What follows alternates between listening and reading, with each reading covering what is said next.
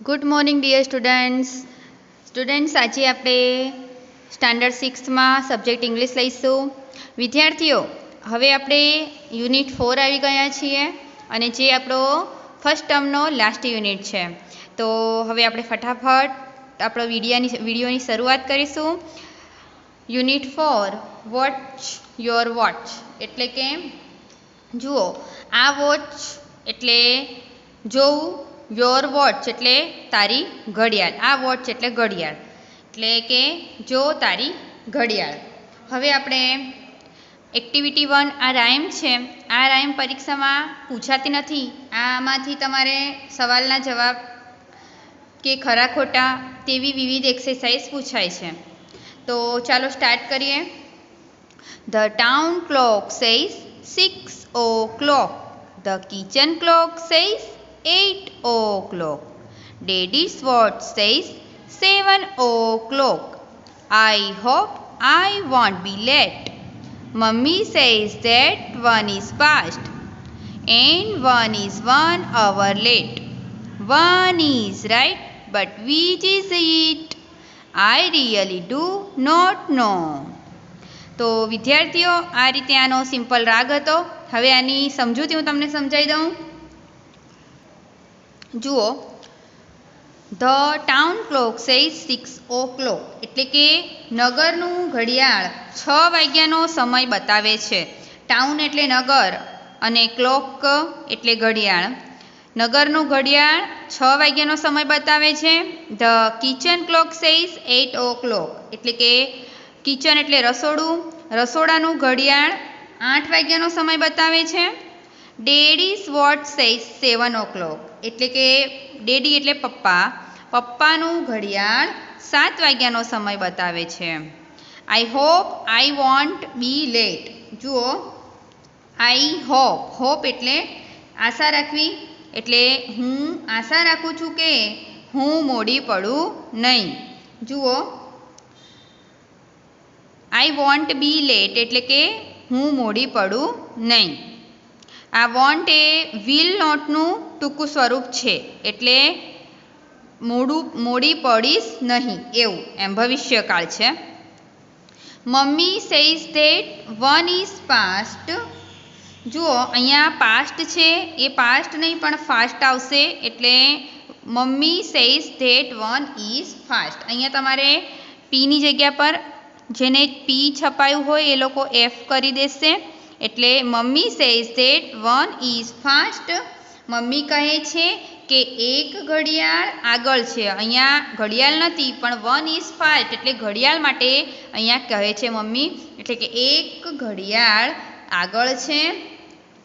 And 1 is 1 hour late अने एक घड़ियाळ 1 कलाक पाछळ छे।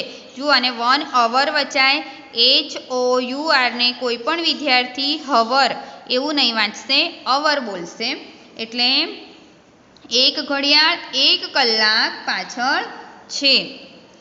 आगळ 1 is right but which is it एटले के एक घड़ियाळ बराबर छे। राइट एटले चोक्कस के बराबर छे, परंतु ते कई छे?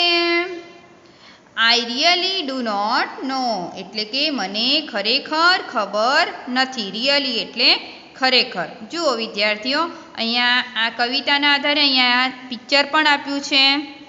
आ नगरनु घड़ियाळ छे जे के टाउन क्लॉक कहेवाय छे। पछी अहींया आ किचननु छे। जुओ अहींया किचन बताव्युं छे तो आ किचननु घड़ियाळ छे। पछी आ जे छोकरी एटले के तमने अहींया एक गर्ल जोवाय छे ए गर्लना हाथमां एक घड़ियाळ छे, वॉच छे ते डेडीनी छे एटले डेडीनी वॉच छे। तो आ प्रमाणे अहींया टाउन क्लॉक, किचन क्लॉक अने डेडीज वॉच एम 3 क्लॉक बतावी छे अने तेना समय अलग अलग बताव्या छे। एम करीने आ तमारी सरस मजानी पोयम हती। आना जे अघरा शब्द छे ते मैं लखी दीधा छे, तमारे पण लखी देवाना छे। जो विद्यार्थीओ हवे आपणे जे पोयम शीख्या तेना आधारे एक्सरसाइज छे। तमारा शिक्षक नीचेना जेवा प्रश्नो पूछशे, चित्रनी मददथी तेना जवाब आपो। तमारे चित्रमां तमारे जोवानुं छे विद्यार्थीओ તે જવાબો અને કવિતાને આધારે નીચેના કોઠાની વિગતો ભરો. Where is the minute hand in daddy's watch? એટલે કે પપ્પાની ઘડિયાળમાં મિનિટ હેન્ડ એટલે મિનિટ કાંટો ક્યાં છે? એ પ્રમાણેના પ્રશ્નો છે અહીંયા. તો હવે આપણે આ સ્ટાર્ટ કરીશું. તો જુઓ, અહીંયા એક કોઠો આપ્યો છે નાનો, ટાઉન ક્લોક, કિચન ક્લોક અને ડેડીઝ વોચ. હવે અવર હેન્ડ એટલે શોર્ટ હેન્ડ. અવર હેન્ડ એટલે બેટા કલાક કાંટો. ઘડિયાળ તમે હવે છઠ્ઠામાં આવ્યા છો એટલે દરેક વિદ્યાર્થીને ઘડિયાળ આવડતી હશે. હવે આ ચેપ્ટરમાં આપણે ઇંગ્લિશમાં ઘડિયાળ શીખવાની છે. એટલે તમને પહેલાં કાંટો જે આપણે કલાક કાંટો, મિનિટ કાંટો, સેકન્ડ કાંટો એવું બોલીએ છીએ, એ કાંટાને શું કહેવાય ઇંગ્લિશમાં પહેલાં એ શીખીશું. તો એ હું તમને જ્યારે ઘડિયાળ લઈશ ત્યારે ઘડિયાળ દોરીને વ્યવસ્થિત સમજાવીશ. હમણાં આપણે જોઈએ તો તમને બધાને એટલું તો ખબર જ હોય કે ઘડિયાળમાં 3 કાંટા હોય છે. એક તો કલાક કાંટો હોય છે, મિનિટ કાંટો હોય છે અને સેકન્ડ કાંટો હોય છે. હવે જે નાનો કાંટો હોય છે તેને અવર હેન્ડ એટલે કે કલાક કાંટો કહેવાય. પછી જે મોટો કાંટો એટલે કે લાંબો કાંટો હોય છે તેને મિનિટ હેન્ડ એટલે કે મિનિટ કાંટો કહેવાય છે. અને જે લાંબો હોય છે એટલે તેને લોંગ હેન્ડ કહેવાય છે. હવે આપણે જે આપણા પોયમની અંદર જે ટાઈમ થયો 3 ઘડિયાળમાં તેના આધારે આપણે આ ભરવાનું છે. જુઓ, અહીંયા પહેલું 8:12 છે, મિનિટ કાંટો 12 પર છે. હવે ટાઉન ક્લોકમાં કેટલા વાગ્યા હતા બેટા? તો ટાઉન ક્લોકમાં 6 વાગ્યા હતા કવિતાની અંદર. તો ટાઉન ક્લોક સેઝ 6 o'clock. તો તમે અહીંયા લખશો 8:06. શું લખશો? 8:06. ક્યાં હતો નાનો કાંટો? 8:06. અને મિનિટ કાંટો ક્યાં હતો? 12 ઉપર એટલે 8:12. સમજાયું મેં શું કહેવા માગું છું? જે નગરની ઘડિયાળ, રસોડાની ઘડિયાળ અને પપ્પાની ઘડિયાળમાં જેટલા વાગ્યા હતા એ અહીંયા લખવાના છે. એટલે કે નાનો કાંટો ક્યાં હતો અને મોટો કાંટો ક્યાં હતો. એટલે કલાક કાંટો જ્યારે ટાઉન ક્લોકમાં કેટલા વાગે છે? 6 વાગે છે, ત્યારે કલાક કાંટો 8:06 o'clock. એટલે તમે ખાલી 8:06 લખશો અને અહીંયા 8:12 લખેલું જ છે. હવે કિચન ક્લોક. તો કિચન ક્લોકમાં કેટલા વાગ્યા હતા બેટા? જુઓ તો પોયમમાં, સરસ, 8 o'clock. તો અહીંયા શું લખશો? 8:08. અવર હેન્ડ એટલે કે કલાક કાંટો શેના પર હશે? 8:08. અને મિનિટ હેન્ડ 8:12. આગળ પપ્પાની ઘડિયાળમાં કેટલા વાગ્યા છે? જુઓ તો પોયમમાં, 7 o'clock. એટલે કલાક કાંટો કેટલા પર હશે? 8:07.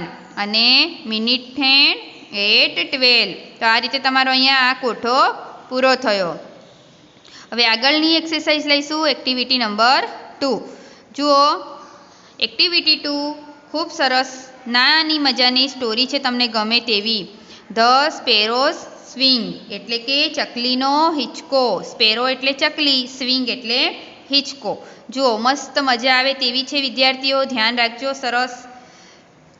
જુઓ, the tower clock in the જૂના બજાર ઇઝ વેરી ઓલ્ડ. એટલે કે જૂના બજારનું ટાવરનું ઘડિયાળ જે છે તે ઘણું જૂનું છે. જુઓ, ટાવર ક્લોક એટલે ટાવર ઘડિયાળ અને જૂના બજાર એ બજારનું નામ છે. વેરી ઓલ્ડ એટલે ઘણું જૂનું છે. All the 3 hands of the clock quarrelled one day. એટલે કે ક્વેરલ્ડ એટલે કે લડાવું. એક દિવસની વાત હતી, ઘડિયાળના જે 3 કાંટાઓ હતા, 3 hands એટલે 3 કાંટાઓ ઝઘડાયા કે લડાયા. જુઓ, ક્વેરલ્ડ એટલે ઝઘડાયા. જુઓ, આગળ જોઈએ. The thin hand shouted. જુઓ, થીન હેન્ડ એટલે પાતળો કાંટો, શાઉટેડ એટલે કે બોલ્યો, આઈ એમ વેરી ફાસ્ટ. હું ખૂબ ઝડપી છું. આગળ જોઈએ. ધ લોંગ હેન્ડ સ્ક્રીમ્ડ એટલે કે લાંબો કાંટો બોલ્યો. જુઓ, શાઉટેડ, સ્ક્રીમ્ડ એ બધા સમાનાર્થી શબ્દો છે ઇંગ્લિશમાં. એટલે કે દરેકનો મિનિંગ એક જ થાય. શાઉટ એટલે ચિલ્લાવવું, અહીંયા પણ સ્ક્રીમ એટલે ચીસ પાડવી, બૂમ પાડવી, પણ અહીંયા એટલે જોરથી બોલે છે તે લોકો. ધ લોંગ હેન્ડ સ્ક્રીમ્ડ એટલે કે લાંબો કાંટો જોરથી બોલ્યો. But I am not very slow. પણ હું બહુ ધીમો નથી. સ્લો એટલે ધીમું. The short hand nodded. Nodded એટલે કે નાના કાંટાએ, શોર્ટ હેન્ડ એટલે નાના કાંટાએ માથું ધૂણાવ્યું. આગળ જોઈએ. ધ થીન હેન્ડ સેડ એટલે કે પાતળા કાંટાએ કહ્યું. થીન એટલે પાતળો, પાતળા કાંટાએ કહ્યું. યુ ઓલ રન આફ્ટર મી એટલે કે તમે બધા મારી પાછળ દોડો છો. આફ્ટર મી એટલે મારી પાછળ દોડો છો. રન એટલે દોડવું. ધ લોંગ હેન્ડ સેડ એટલે કે હવે લાંબા કાંટાએ કહ્યું. No I have my own speed એટલે કે ના મારી પાસે મારી પોતાની ગતિ છે. માય ઓન એટલે મારી પોતાની, સ્પીડ એટલે ગતિ, મારી પોતાની ગતિ છે. જુઓ આગળ જોઈશું હવે. The short hand said nothing એટલે કે નાનો કાંટો કાંઈ બોલ્યો નહીં. નથિંગ એટલે કંઈ પણ બોલવું નહીં. આગળ. ધ થીન હેન્ડ ટિકટોક એટલે કે પાતળા કાંટાએ ટિકટોક કરતા કહ્યું. I am useful in science and sports એટલે કે હું વિજ્ઞાન અને રમતોમાં ઉપયોગી છું. યુઝફુલ એટલે ઉપયોગી. આગળ જોઈએ. ધ લોંગ હેન્ડ ટિકટોક્ડ એટલે કે લાંબા કાંટાએ ટિકટોક કરતા કહ્યું. I am important for all the people એટલે કે હું બધા લોકોને ઉપયોગી છું. પીપલ એટલે લોકો, ઇમ્પોર્ટન્ટ એટલે ઉપયોગી. આગળ જોઈશું વિદ્યાર્થીઓ. નાવ the short hand was angry એટલે કે હવે નાનો કાંટો ગુસ્સે થયો. એંગ્રી એટલે ગુસ્સે થવું. સ્ટોપ યોર નોઇઝ તમારો ઘોંઘાટ બંધ કરો. જુઓ નોઇઝ એટલે ઘોંઘાટ. હી કિક્ડ હાર્ડ એટલે કે તેણે જોરથી લાત મારી. કિક એટલે લાત મારવી અને હાર્ડ એટલે જોરથી લાત મારી. The thin hand the long hands fell down એટલે કે પાતળો અને લાંબો કાંટો પડી ગયા. ફેલ ડાઉન એટલે પડી ગયા. કાનજીભાઈ નોટિસ્ડ ધીસ ફર્સ્ટ પહેલું ધ્યાન કાનજીભાઈનું ગયું. નોટિસ એટલે ધ્યાન આપવું, ધ્યાન ગયું. He looked up to set his wrist watch એટલે કે તેમણે તેમની કાંડા ઘડિયાળનો સમય મેળવવા ઊંચે જોયું. રિસ્ટ વોચ એટલે આપણી જે કાંડાની ઉપર ઘડિયાળ પહેરે તમારા ઘરમાં, અને તમે પણ વિદ્યાર્થીઓ પહેરતા હશો. રિસ્ટ એટલે કાંડું અને વોચ એટલે ઘડિયાળ, એટલે રિસ્ટ વોચ કહેવાય તેને, કાંડા ઘડિયાળ. તેમને તેમની કાંડા ઘડિયાળનો સમય સેટ કરવા એટલે કે બરાબર નક્કી કરવા, ગોઠવવા માટે ઉપર જોયું. હી ઇન્ફોર્મ ધ મ્યુનિસિપાલિટી એટલે કે તેમણે મહાનગરપાલિકાને જાણ કરી. મ્યુનિસિપાલિટી એટલે મહાનગરપાલિકા અને ઇન્ફોર્મ એટલે જાણ કરવું. The municipality replaced it with a digital clock એટલે કે મહાનગરપાલિકાએ તેની જગ્યાએ ડિજિટલ ઘડિયાળ મૂકી. ડિજિટલ ક્લોક એટલે કે આંકડાવાળી ઘડિયાળ. રિપ્લેસ એટલે બદલી કાઢી. જે તૂટી ગયેલી ઘડિયાળ હતી તેની જગ્યા પર રિપ્લેસ એટલે બીજી નવી ઘડિયાળ મૂકી, જે હતી એક ડિજિટલ ક્લોક, જેમાં આંકડા બતાવે તે. આંકડા એટલે મિનિટ ને સેકન્ડ સાથે તેમાં આંકડા બતાવે. બટ ધેન એટલે કે પરંતુ પછી. A sparrow went to the chief officer એટલે કે એક ચકલી વડા અધિકારી પાસે. ચીફ ઓફિસર એટલે વડા અધિકારી પાસે ગઈ. અહીંયા ગોનું ભૂતકાળ વેન્ટ છે, ગઈ.